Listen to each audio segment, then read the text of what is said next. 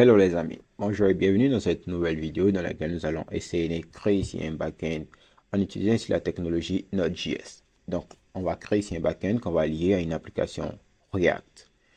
Donc pour commencer, j'ai juste créé ici un fichier vide que j'ai renommé backend et ce qu'on va faire c'est que là on va venir au niveau du terminal et on va venir taper ici npm init. Donc avec la commande npm init, on pourra générer ici des dossiers pour pouvoir commencer. Donc on tape ici npm init au niveau ici de la console, on clique ici sur entrée et on attend ici qu'il nous pose ici pas mal de questions. Donc d'abord il va nous demander ici le nom de notre package. On pourra dire qu'on va laisser backend par défaut, il va demander la version, on pourra laisser la version, il va demander la description, vous pouvez laisser. Le point d'entrée, c'est là où votre application backend va démarrer. Vous pouvez prendre ici index.js ou alors choisir ici un fichier que vous pouvez appeler app.js, mais on va rester sur index.js. La commande de test, on va la laisser pour le moment à vide. Le lien Git, on va le laisser à vide. Et aussi les mots-clés, on pourra laisser les mots-clés aussi à vide. L'auteur, vous pourrez mettre ici votre nom. Par exemple, dans mon cas, c'est Mbra Oliver. Donc, dans votre cas, vous pourrez mettre ici votre nom. Donc, la licence, vous pouvez laisser aussi à vide. C'est pas vraiment important. Et il va faire ici un petit récapitulatif des données que vous avez entrées. Et là, j'ai cet écran noir en dessous d'écran. Je vais voir pourquoi. Ok, je vais revenir là. Ok. Là, il va vous faire ici un petit récapitulatif de tout ce que vous avez entré. Et si c'est bon, vous avez juste à cliquer ici sur Entrée ou alors saisir ici le mot-clé Yes. Donc, une fois que vous aurez fait ça, il va créer ici un petit fichier package.json dans votre dossier. Donc, dans mon cas, dans le dossier backend, il va créer ici un nouveau fichier package.json. Et si vous ouvrez ici ce fichier package.json, vous allez voir qu'à l'intérieur, vous allez juste avoir ici le nom, la version, la description, en gros, les informations que vous avez entrées. Et si plus tard, vous avez envie de venir les modifier, vous pourrez venir le faire directement dans le fichier package.json. Par exemple, je pourrais mettre ici que ça sera ici API. Donc, ça sera ici tutoriel. API pour Node.js. On va dire que ça sera ici une NV débutant. Donc débutant et avancé. Donc, maintenant que ça c'est bon, on va vouloir poursuivre. Et là, ici, on a dit qu'on a ici un point d'entrée de notre application qui est ici le fichier index.js. Donc, il va falloir qu'on parte ici au niveau de notre dossier ressources qui contient ici le package.json et on crée le fichier main. Donc, dans notre cas, c'est index.js. Donc, une fois que index.js est créé, on n'a plus rien à faire avec lui. Pour le moment, on va juste ici le fermer.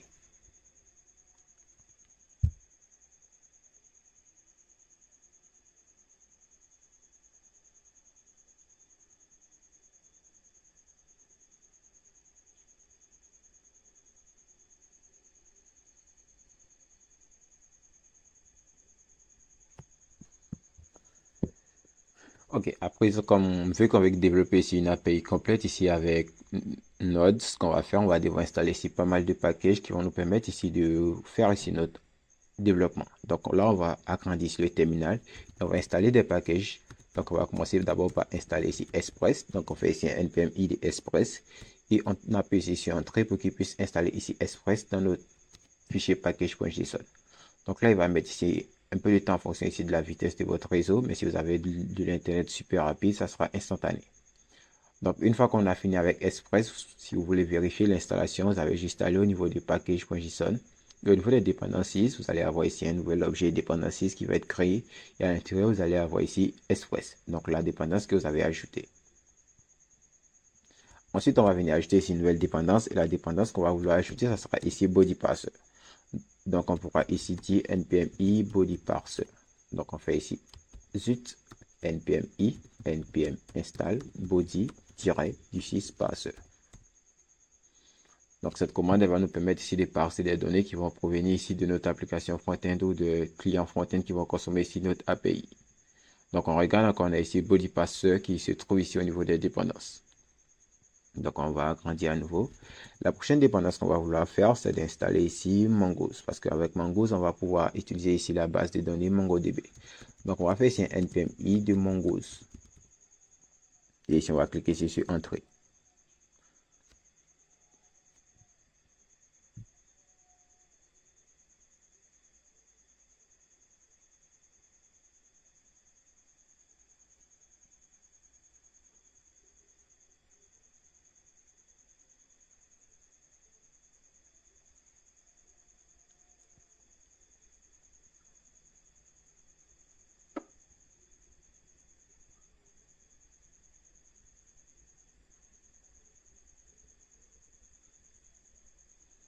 Ok, maintenant qu'on a terminé ici avec Mongoose, la dernière chose qu'on va vouloir installer ici, ça sera ici le package qui va permettre de gérer ici les erreurs CORS. Donc ici, on peut faire ici un npmi de CORS. Et ce package, on l'utilise lorsqu'on veut gérer ici les erreurs CORS dans une application Node.js. Donc si on fait ça et qu'on enregistre, je pense qu'on est bon. On peut regarder les dépendances. On a CORS, on a Body Parser qui va permettre de parser les données. CORS pour gérer ici les erreurs CORS, Express pour lier ici à Mongoose et à MongoDB, et Mongoose qui est là pour lier ici à la base de données. Ok, ensuite, vu qu'on travaille ici et qu'on crée nous-mêmes notre propre serveur, il va falloir qu'on puisse ici lui dire de rafraîchir automatiquement. Donc là, on va installer ici le dernier package qui sera ici. Euh, Comment est-ce qu'il s'appelle déjà ce package? Ok, donc là, je pense que je l'ai complètement oublié. Je vais venir chercher ici Node Auto Refresh Package. J'avais son nom. C'est un package qu'on installe, donc que je le retrouve.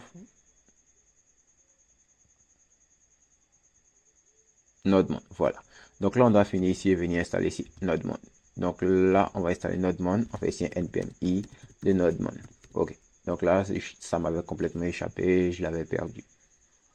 Donc on fait ici un npmi de NodeMon. On installe NodeMon dans notre projet. Donc si on fait ça et qu'on réduit la fenêtre, on va au niveau des dépendances. On doit avoir ici la liste des dépendances qui auront été créées. Ok. Ensuite, prochaine chose, vu qu'on va créer ici des API, il va falloir qu'on puisse ici les tester. Donc, pour tester ces API, on va ici utiliser ici un consommateur ici d'API. Et ce que je vous recommande d'utiliser dans mon cas, c'est ici, vous pouvez utiliser Postman. Ce sont des outils comme Postman. Vous connaissez sûrement Postman. Vous pourrez utiliser ici Postman pour suivre ici cette formation. Mais l'outil que moi je vais utiliser, ça sera ici l'outil Insomnia. Donc, vous allez prendre Insomnia, vous allez taper Insomnia sur Google, vous allez tomber sur la page d'Insomnia, vous allez cliquer ici sur le premier lien qui pointe vers Download Insomnia. Et une fois sur cette page, vous allez choisir ici en fonction ici de votre plateforme. Donc si vous êtes sur macOS, vous avez vos boutons ici. Je pense que l'écran s'affiche ici en fonction de l'ordinateur qui visite le site. Moi, je suis sur Windows, donc il me met ici Download Insomnia for Windows. Donc pour les utilisateurs Windows, vous avez juste à cliquer sur ce bouton.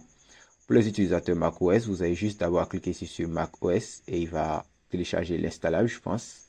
Voilà, il lance ici l'installable, mais moi je vais annuler puisque je ne suis pas. Pour ceux qui sont sur Ubuntu, vous pouvez faire pareil et vous pouvez cliquer ici pour voir ici toutes les options de téléchargement.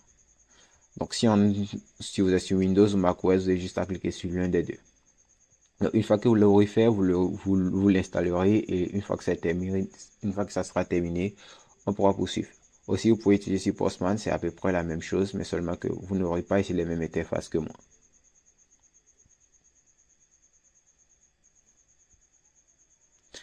Ok, donc maintenant que ça c'est dit, on peut fermer ici Postman, on peut fermer ici Insomnia vu qu'on ne va pas du tout les utiliser. Et je peux fermer ma page de Patreon et je peux réduire ici l'enregistreur. Ok, donc la première chose à faire, c'est de concevoir ici nos serveurs et c'est en gros de construire ici notre serveur ici et le démarrer. Donc on va venir créer ici un nouveau serveur, on va faire ici const express égale ici à require express. Donc là on va faire ici un require des packages express qu'on a installé. On va aussi faire ici un require de body parser qu'on a installé aussi. Donc on va dire const body parser égale à require de body parser. On va aussi faire ici un const mongoose égale ici au require de mongoose qu'on a installé.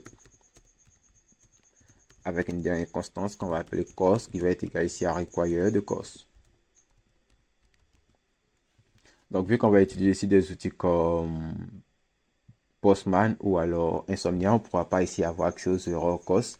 Mais avec ce package, on pourra éviter ces erreurs cos lorsque des clients front-end tels que des applications Vue, React Native voudront avoir accès ici à notre API qu'on est en train de concevoir. Voilà pourquoi est-ce qu'on a installé ici ce package cos. Ok, donc maintenant que ça c'est fait, ce qu'on doit faire ici, on doit faire ici un app. On va créer ici une nouvelle constante de l'application qui va être égale ici, égale à express. Donc const app égale ici à express. Ensuite, on va lui dire qu'on va ici utiliser ici body parser pour passer des données. Donc on va juste ici utiliser body parser ainsi. Donc on utilise body parser et on l'exécute. Donc là, il va vous demander de faire ici une configuration externe, mais pour le moment, on peut la laisser. Il dit qu'ici, c'est deprecated, mais ça continue de fonctionner. Et plus tard, on trouvera ici une alternative à BodyParser. Ensuite, pour éviter ici les erreurs CORS, on peut ici utiliser ici la bibliothèque CORS qu'on a installée. Donc, lui, je peux mettre ici un commentaire en avant. Il permet ici d'éviter les erreurs CORS. Donc, quand vous avez développé ici un backend avec Node.js et vous avez ici des problèmes CORS, vous pouvez ici installer ici ce package et l'exécuter en tout début pour éviter, pour réduire ici, pour retirer complètement ici les erreurs CORS. Ok, donc là ici on est bon et ce qu'on veut faire maintenant c'est de démarrer ici notre serveur. Donc pour démarrer ici notre serveur, ce qu'on peut faire c'est que là, on doit le connecter ici à une base de données. Donc pour le connecter ici à une base de données Mongo, ce qu'on va faire c'est qu'on va se rendre ici sur notre navigateur et on va aller ici chercher MongoDB. Donc on va taper ici MongoDB et vous pouvez ajouter ici l'extension Atlas ou le mot-clé Atlas pour qu'il pointe directement sur le site. Donc, une fois qu'on est sur MongoDB Atlas, on clique ici sur MongoDB Atlas Database, pour qu'on puisse tomber ici sur le site officiel de Mongo. Donc, on va attendre qu'il finisse de charger. Encore une fois, c'est en fonction de la vitesse de votre ordinateur et de votre Internet.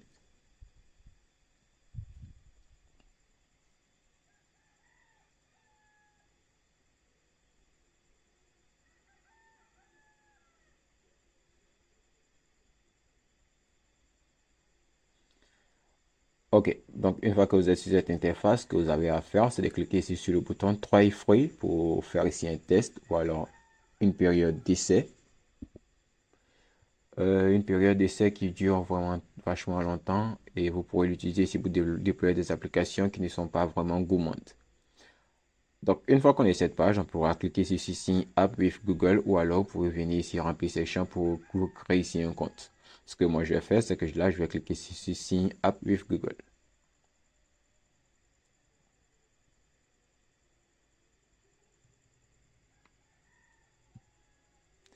Ok, là, il va vous faire sortir ici toutes vos différentes adresses Gmail que vous utilisez. Et dans mon cas, celle-là est déjà liée ici à un compte, celle-là est déjà liée à un compte, celle-là est déjà liée à un compte.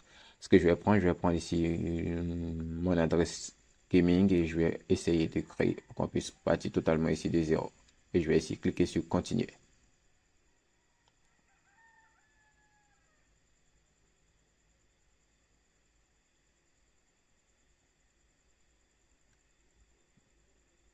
Ok, donc là, une fois que vous avez choisi votre adresse Gmail, vous allez devoir accepter ici les termes de confidentialité et vous pouvez dérouler pour lire ici toute la politique. Et si vous l'avez terminé, vous pouvez cliquer ici sur Submit pour soumettre ici votre demande. Et là, ça va mettre ici un petit temps avant de vous rediriger ici vers votre panel.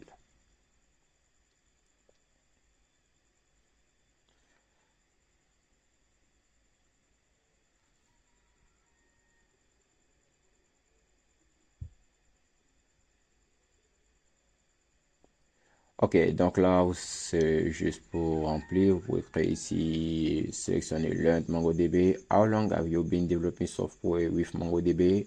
On va dire qu'on est nouveau. Get to know your project, select. On va dire que ça sera ici du JavaScript, Node.js. What kind of data will you use? On va dire que ça sera ici notre sort. On va dire qu'on n'est pas sûr. On va mettre ici none. Ici, il va nous demander quelle architecture on utilise. On va lui dire qu'on n'est pas sûr. Donc, on laisse ça et on clique ici sur Finish.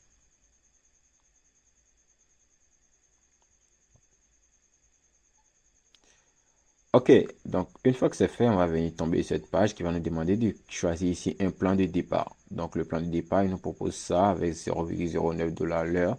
Ce qu'on va prendre, c'est qu'on va venir prendre ici celui qui est totalement gratuit. On va cliquer ici sur M0 avec Free. On va cliquer ici sur le bouton Create. Donc là, on va créer ici un nouveau cluster. Et ici, on va nous demander de gérer ici ce petit captcha. On pourra le faire rapidement puisque c'est pas vraiment quelque chose d'assez compliqué. Et on pourra cliquer ici sur Valider et c'est bon. Donc, une fois que c'est fait, il va vous générer ici un username que vous pourrez garder et un password que vous pourrez garder. Donc, moi, je peux faire dans ce cas, générer ici un password, un mot de passe par défaut et je vais prendre ici ce mot de passe par défaut. Donc, ce que je vais faire, c'est que là, je vais venir copier ici ce mot de passe par défaut et je vais aller dans mon projet. Je vais aller au niveau ici de mon architecture de base et je vais créer ici un fichier .env que je vais d'abord utiliser, que je vais utiliser plus tard. Et je vais coller ici mon password. Je vais mettre ici une variable password et je vais dire que ça sera égal à ça. Donc, on va utiliser le fichier env plus tard, mais je vais sauvegarder mes valeurs. Et ici, mon username, je peux l'utiliser ainsi. Je peux venir faire aussi pareil avec lui et faire ici username et va être égal à ça. Donc, ça va me permettre de garder ici mon mot de passe et mon username dans une variable env. Donc, plus tard, je ne la mettrai pas ici. Je vais la mettre dans le fichier index.js, mais c'est juste pour la garder pour le moment. D'accord. Ok, donc là, c'est bon. Ce qu'on va faire, c'est que là, on va descendre histoire d'explorer un peu. Et my local environment, non, non, c'est bon. On va aller au niveau de database pour le moment. Et là, on va close ça.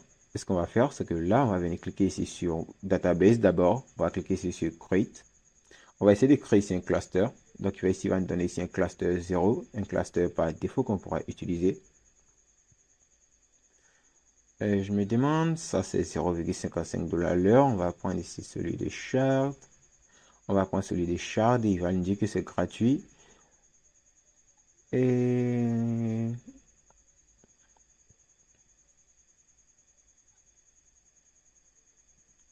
ici, il me dit que ce projet a déjà ici un cluster vide. Il a déjà un cluster gratuit qui lui a déjà été attribué.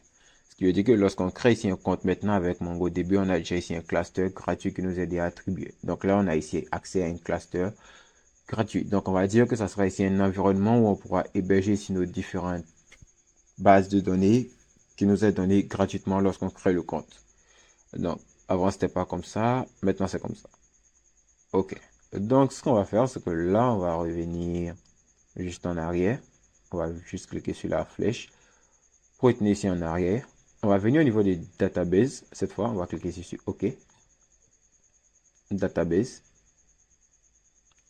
Et on voit que ici, on a ici accès ici à notre cluster. Donc, le cluster tiers s'appelle M0 Sandbox de manière générale. Et là, on va cliquer ici sur Connect pour voir ce qu'on va avoir. Et ici, il va nous dire qu'introduction interface, on va faire Close. Et on va cliquer encore sur Connect. OK.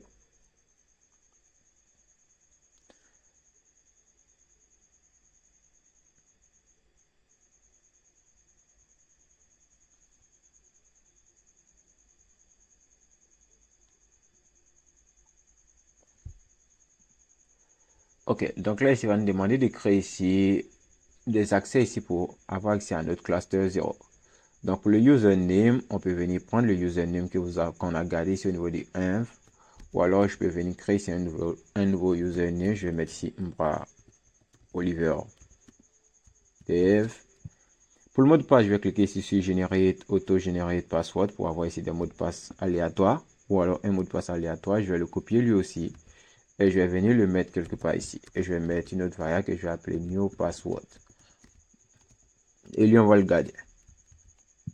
Donc là, vous pouvez générer des mots de passe et vous n'avez pas besoin ici de le garder en tête. Donc on va cliquer ici sur Create Database User.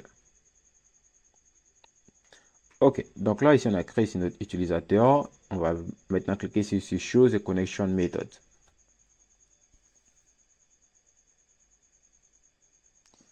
Donc, il ne veut pas, on va cliquer ici sur Add a different IP address. Et ici, IP address, on va lui dire que non.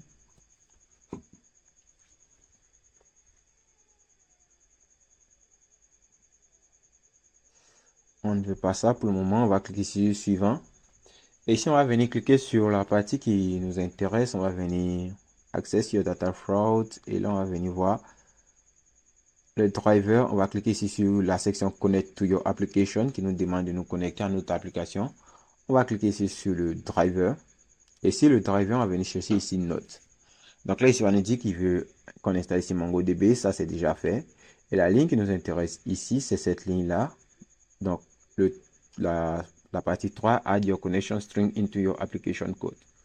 Donc, si on fait ça, on vient là et on copie cette partie-là. Et on va venir au niveau de notre fichier index.js ou alors index.js. On va créer une nouvelle constante qu'on va appeler ici const mongo url. Et on va coller ici cette constante, cette ligne qu'on vient de copier. Voilà. Donc, cette ligne, elle est composée de quoi? Elle est composée du nom d'utilisateur que vous avez défini. Ici, vous devez mettre ici le nouveau mot de passe que vous avez généré ou alors le mot de passe que vous avez généré dernièrement et c'est tout. Donc là, lui, on le garde ainsi. Donc, si je dois remplir avec ici mon mot de passe, le dernier mot de passe que j'ai généré, c'est celui-là et c'est celui-là que je vais prendre. Je vais le copier, je vais le mettre ici à la place du password. Je retire ici les crochets qui enveloppent ici le password pour que ce soit juste non utilisateur de point mot de passe @cluster 0 et tout le reste on s'en fout.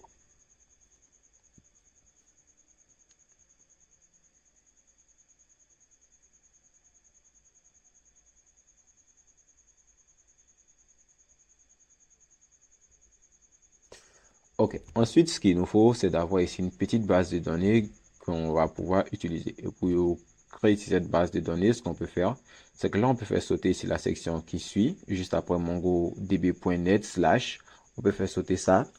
Et le prochain paramètre qu'on peut mettre, ça sera ici le nom de la base de données. On peut appeler ça par exemple tutoriel API, qui sera ici le nouveau nom de notre base, qui sera le nom de notre base de données. Donc là, on va mettre ici le nom de la base de données. Ou alors, vous pouvez juste ramener tout ça et venir mettre ici le nom de la base de données directement ici. Et garder ici la config qui write, qui retry write et la majorité. Donc, vous pouvez faire ça, comme aussi vous pouvez supprimer et garder juste ici le nom de la base de données en dessous.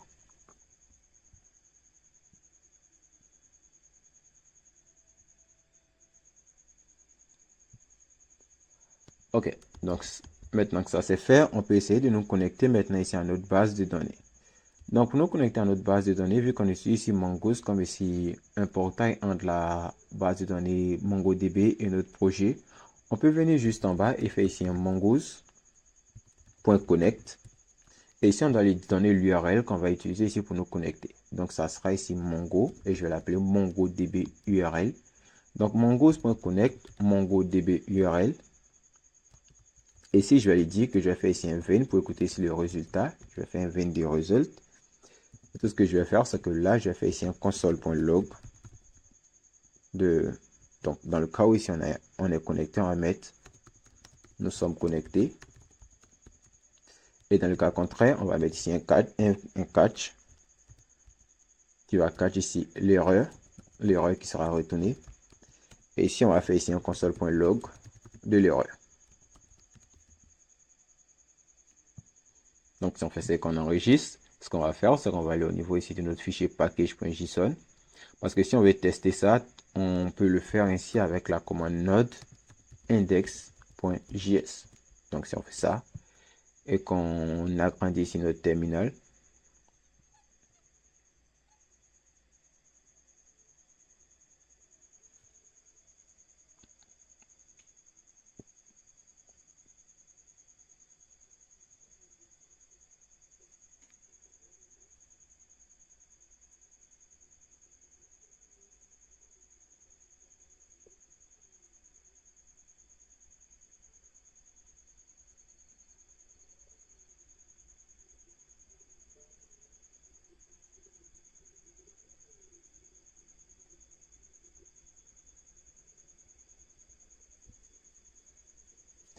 et après ici un petit temps de latence, on va voir qu'on a ici une erreur qui est retenue. Parce que là, il n'arrive pas ici à se connecter comme on lui a demandé. Et là, si on vérifie, on va voir qu'il va dire que notre connect to any server in your MongoDB Atlas cluster. One common reason is that you're trying to access the database from an IP that doesn't whitelisted. C'est-à-dire, vous essayez d'avoir accès à votre base de données avec ici une adresse IP qui n'est pas reconnue. Ce qu'il faut comprendre ici avec le développement ici avec MongoDB, de ce que j'ai compris, c'est que à chaque fois qu'on veut avoir accès ici à notre base de données, on a fourni ici une adresse IP qui peut se connecter à la base de données. Et tant qu'on est en production, on fournit cette adresse IP. Tant qu'on est en développement plutôt, on fournit cette adresse IP et une fois qu'on est en production, on peut la retirer. Ou alors, l'autre solution, c'est pendant qu'on est en production, on peut lui dire que n'importe quelle adresse IP peut se connecter ici à cette base de données. Et c'est ce qu'on va faire, on va lui dire que n'importe quelle adresse IP peut se connecter ici à notre base de données. Donc, pour ce faire, on va aller au niveau de notre projet. On va fermer ça. Et là, on va scroller sur la barre de gauche, on va venir y chercher la section Network Access. Donc, on va cliquer ici sur Network Access. Et ici, vous allez voir qu'il va dire Add an IP address. Il va mettre encore une petite configuration, un petit message pour vous dire configurer les adresses IP qui peuvent avoir accès ici à vos dossiers. Donc, ce qu'on va faire, c'est que là, on va venir cliquer ici sur Add IP address. Et ici, pour les IP address, vous pouvez cliquer ici sur Add Current IP, qui va mettre ici votre IP adresse, votre adresse IP actuelle de l'ordinateur. Et vous pouvez cliquer ici sur Confirmer. Et si plus tard vous revenez, vous devez venir ici reprendre ici la même manip. Ou alors, vous pouvez faire ici, cliquer ici sur Access, Hello Access from Anywhere. Pour que n'importe quel IP puisse se connecter ici à votre application Mongo. Et c'est ce qu'on va faire. On va cliquer ici sur Hello Access from Anywhere. De toute façon, personne ne va venir pirater une application qui n'a même pas encore débuté. Donc, on clique ici sur Hello Access from Anywhere et on clique ici sur Confirm. Donc, on va attendre qu'il finisse de faire ici son petit cercle, de faire ici le tour.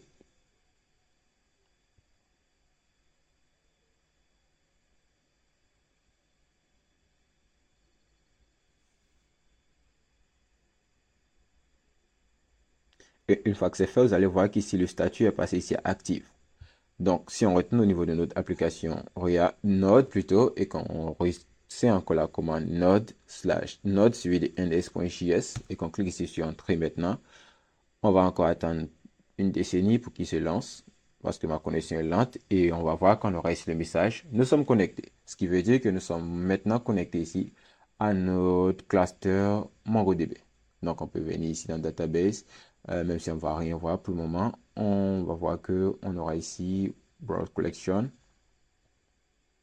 On va voir qu'on n'aura rien, mais on arrive maintenant à se connecter puisque au niveau de notre terminal, on a le message « Nous sommes connectés ». OK. Donc, la première chose que je vais tester, c'est est-ce qu'on arrive maintenant à avoir accès ici à des données.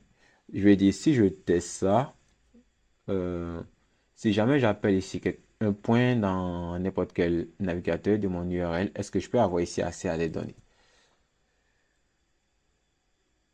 Donc, ce que je vais faire, c'est que je vais faire ici app.use et je vais ici utiliser ici la requête, la réponse et next. Donc, je vais utiliser ces trois paramètres qu'on ne sait pour le moment pas à quoi ils servent. Et je vais lui dire de faire ça. Et je vais faire ici un response.send hello.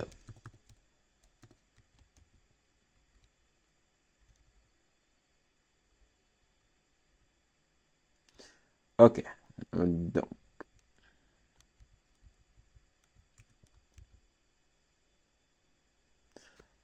OK. Donc là, on a ici le message nous sommes connectés qui est apparu. Et ce qu'on veut faire, c'est que là, on n'est pas connecté, ce qui veut dire qu'on a réussi la connexion, mais il va falloir qu'on puisse ici démarrer notre application Node.js sur un port.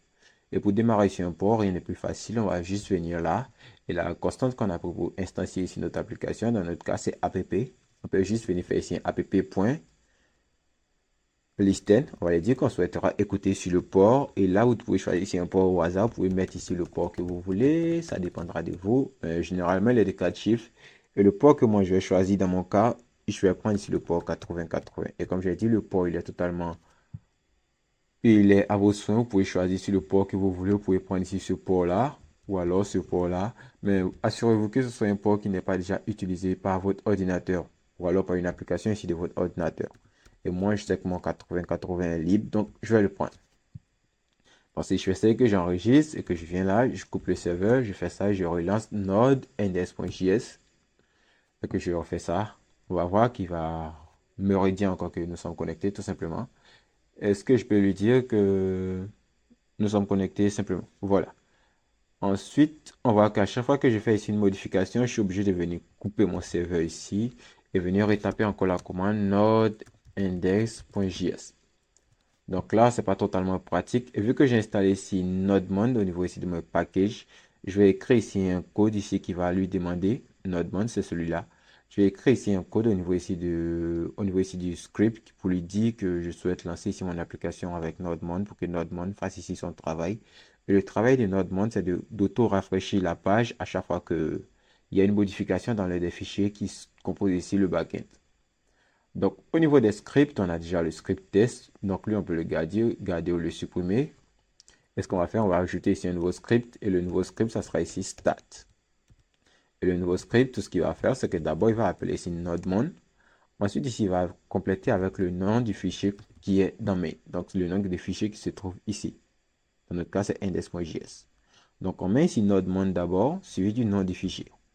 Ensuite, maintenant, si on veut venir démarrer ici notre serveur, on va plus venir faire ici un node index.js. On va juste venir faire ici un npm et suivi du script qui se trouve ici, de la clé du script. Donc, npm et notre clé du script, c'est start. Donc, voilà pourquoi est-ce que j'entre start ici. Donc, npm start. Et si je fais ça, que je clique ici sur entrée,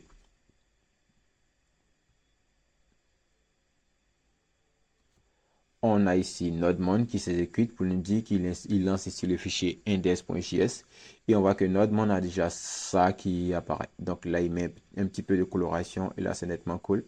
Il nous dit que le serveur a démarré et le fichier index.js a démarré. Et ce qui est vraiment intéressant avec nodemon, c'est qu'au niveau ici de index.js, si jamais je reviens là et que je fais ici un test bizarre, je mets ici un app.use de reg res et next et que je fais ça et que je fais ça et que je viens que je sauvegarde, on va voir que nodemon va nous dire qu'il a redémarré. En gros, il redémarre automatiquement lorsque l'un des fichiers présents est sauvegardé. Ok, donc là c'est cool, on a réussi à mettre en place ici notre serveur Node.js pour démarrer et on va se retrouver dans la prochaine partie. On va commencer à créer ici notre premier point de terminaison pour qu'on puisse ici commencer à se connecter à notre application.